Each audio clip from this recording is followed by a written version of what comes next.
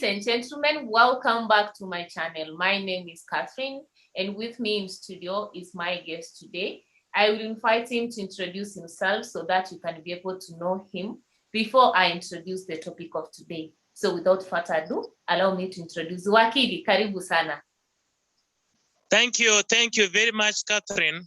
My name is Kennedy Echesa Lubengu. I am an advocate of the High Court of Kenya, practicing in the name and style of Wamalwa and Echesa Company Advocates, and I am a teacher of law, teaching currently at the University of Nairobi School of Law. I'm also a public policy expert, and I do help institutions in strengthening their public policy. Wow. Karibu sana wakili. So to my viewers, in today's discussion, we are going to look at the state of security in terms of electoral processes in the country.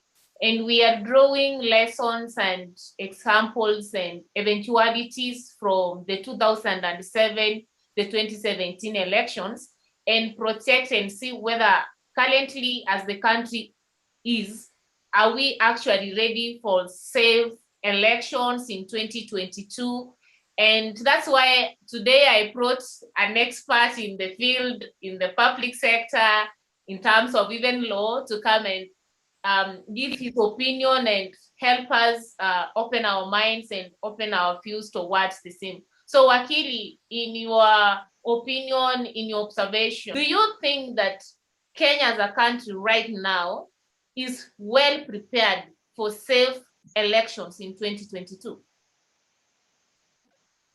The country cannot be said to be well prepared for the elections in 2022 when the drumbeats of war are beating. From the recent series of events in by-elections is then a prediction that 2022 is going to be a do or die, and the security state is going to be wanting. This explains why government of Kenya must take extra caution, precautionary measures to ensure that they deliver a free, fair, verifiable, and secure election. The state of security as we speak now, most politicians and their political leaders back to their tribes and to their communities, it tells you that it is not business as usual. Okay. So you speak about the country not so much prepared to deliver free, safe elections, actually, before even we come to free and fair elections. Like in terms of security, we are actually down, and the government should do something to beef up the security. Again, the question that maybe could come in is the by-elections that we have had, we have seen a battle between the police officers or the security officers and the political leaders. What does that tell us in terms of democracy and security in this nation? Now that we get the security sector is entering into a democratic process, all into an electoral process, and we see like it's kind of a conflict. Like in Nakuru, we saw police officers and the political leaders in a battle, like they were running up and down, throwing tear gases at each other. What does that tell us in terms of security within a democratic process? Security within a democratic process is a big challenge because power is always sought as between governments and the opposition. And those who are not in government at the time of seeking power have this permanent feeling that the security apparatus are used against them. At times it is true, at times it is a false perception. A government cannot fail to maintain and promote and secure its citizens because the competitors of that government will brand that to be a government-authored security initiative. Okay. Presently, we are seeing a deputy president who is government in Kenya, but who claims to be an outsider, and is claiming that the Kenya National Police Service has been trained against him and his allies. Every time we have a breach of security among politicians, they always run back to their political affiliations and say, I am being attacked, my rally is being suppressed because I am in Tanga, or my rally is not being suppressed because I am in government. I agree with the perception of most Kenyans that tolerance is a key virtue in a democratic process. We must have a situation where politicians and government and security agencies are tolerating each other. And fairness at times is a perception. Even as we enforce security rights of individuals and secure our nation and our voters, we must ensure that that security provision is done in a manner that is just, in a manner that is fair. Otherwise, if there is going to be a continued perception of unfairness from a particular section of our political leadership, it is going to give birth to a bigger problem like the one that was there in 2017, where we saw civilians defying government and was unfair to some of the political competitors that had participated in that particular process. Okay, thank you so much for that reply. And then you talk about free and fair elections, and what comes in is the body that actually is mandated with the conduction of elections in Kenya. That is the IEBC. So each time we have elections, in 2007, the Electoral Commission of Kenya was bad. We disbanded it and we came up with the IEBC. And then in 2013, there was a problem. Some politicians were like, IEBC was not fair. And then we saw elections contested. And then Jubilee won. And then now in 2017 again, there was an issue with IEBC that IEBC must be reconstituted for us to go for another free and fair elections. And my question is, do you think that actually IEBC is the problem, or it is the politicians who are contesting for political seats in Kenya who are the problem? Because right now I see IEBC has taken in new commissioners, but are we even sure that come 2022 again, the blame will not be on IEBC? So is actually IEBC the problem, or the politicians of our country are the problem?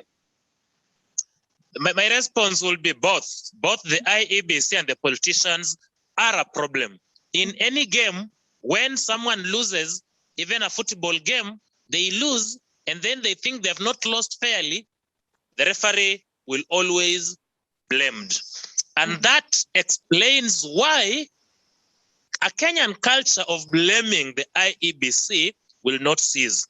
Remember, when we had a problem in 2007 and the bloody violence that ensued thereafter, we formed a commission called the Kriegler Commission. And Kriegler came up with proposals on how to mitigate election violence going forward. One of the Kriegler's proposal in Agenda 4 was the reform of institutions. We had to reform our judiciary, we had to reform our IEBC, because IEBC is the referee in this game. The judiciary is the arbiter in this game. If people loses faith in IEBC, the next stopover is in courts, and the judiciary are called upon to actually declare who then the legitimate winner or the legitimate loser is. When you look at the IEBC presently as is constituted, and this has always been my argument, it is not properly constituted to run an election in 2022 that will give a perception of fairness. The question is not whether IEBC is fair or it is unfair. The question is, what perception is there about IEBC?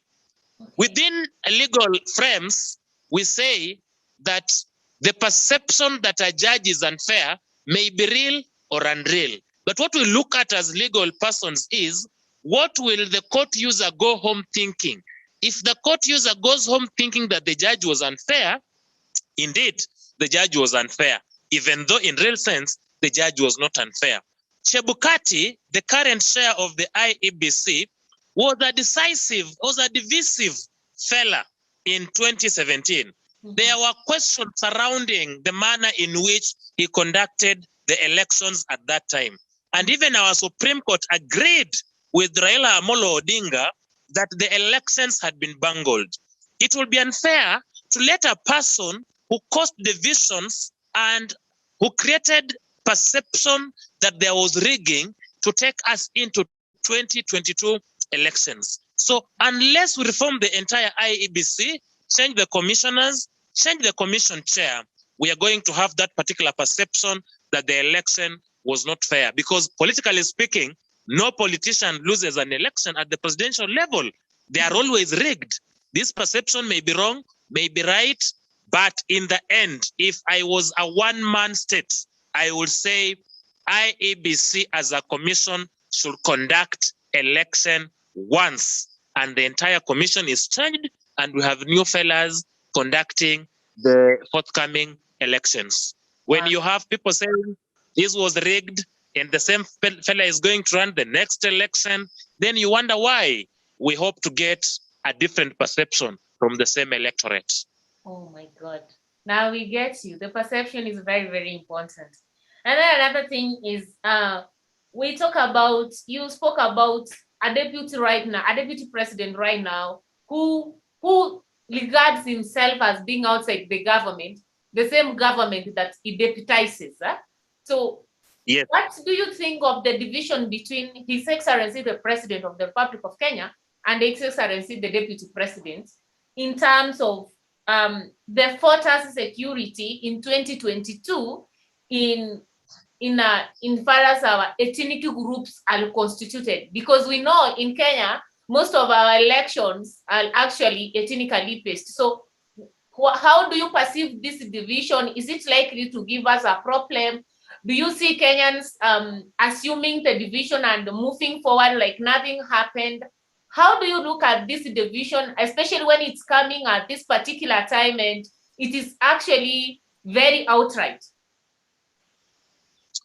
The division and animosity between the president and the deputy president is not very healthy for our country in terms of security.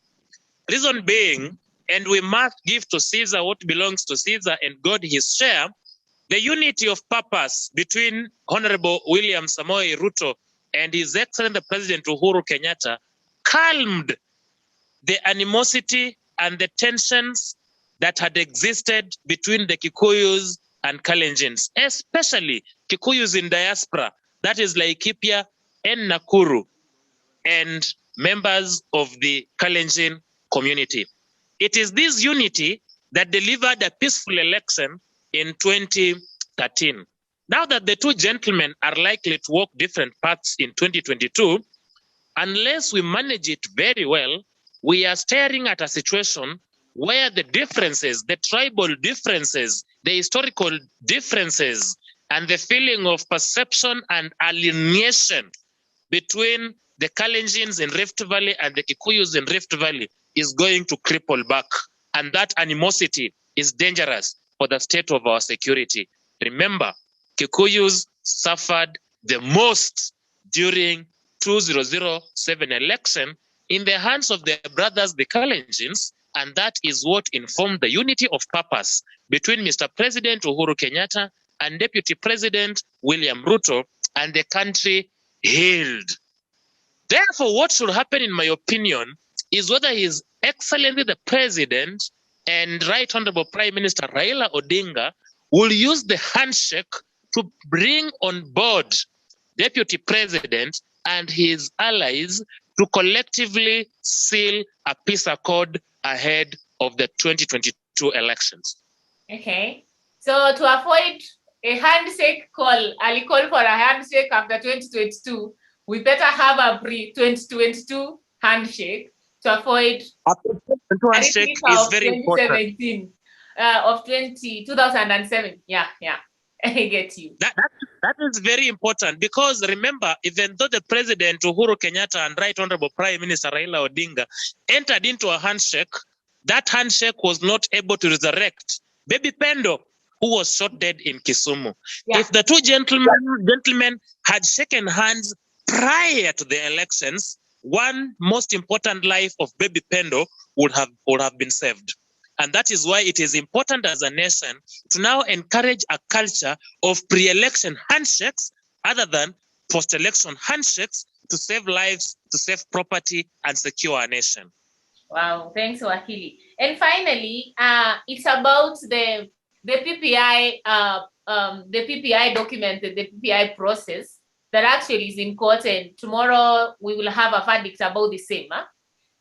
Whether it will continue, or we will go for a referendum, or we will stop Telege. Now, the question is, do you think that the court verdict concerning the PPI tomorrow is likely to change the political direction or the political landscape of this country, especially when it comes to the presidential elections 2022? It will not. The outcome of tomorrow's decision on BBI will largely be academic. Some of us who are teachers of the law shall be using that judgment to teach our students about reforms and amendments.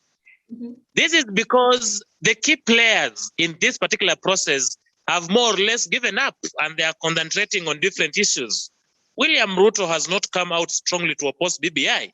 He opposes the BBI in churches and in his current delegations and Sugoi delegations, meaning is not an important factor to him as we speak now. Raila Amolo Odinga yesterday appears to have conceded, and his allies, and even the ones in Oka, One Kenya Alliance, have conceded that whichever way it goes, they will not be moving to the Supreme Court.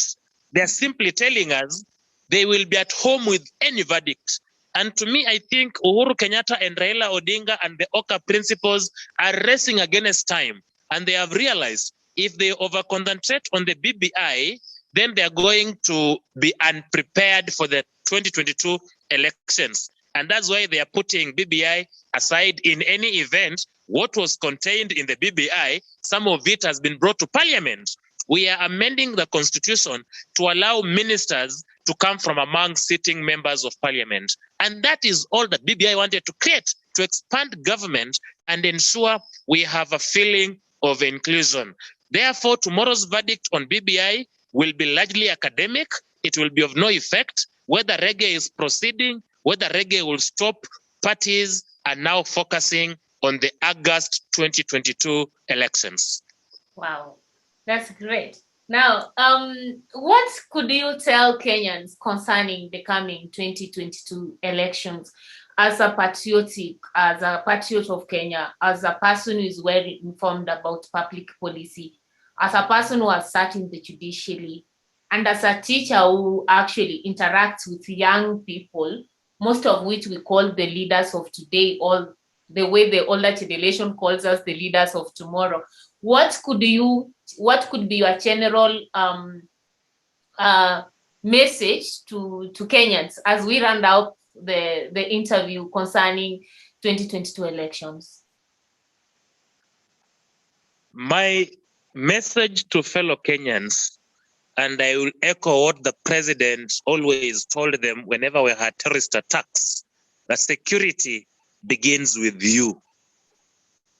And let not politics, which is a day's event, destroy the progress that we've made in the past 5 years. Politicians, by their very own make, will never have anyone's interest at heart. They are serving their own personal interests. That is why you see, after the elections, we have handshakes, we have post-election coalitions to give effect to the politicians' self-actualizations. Kenyans are on their own in 2022. Let them cast their ballots, and it ends there.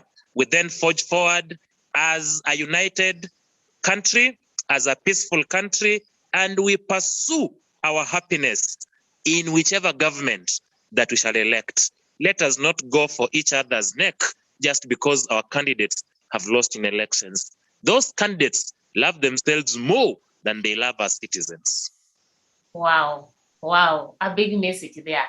Dear viewers, as you have heard, security begins with you. And even when we talk about the 2022 elections, make sure that you are are registered as a voter and then you are going to vote. Don't sit at your home, then come out to say elections have been taken away, they have not given us our rights and so forth, when actually you have not been in the ballot to actually vote. So as we prepare for 2022 elections, make sure that you be your brother's keeper, respect your neighbor, keep the friendship that you have kept for the last 5 years.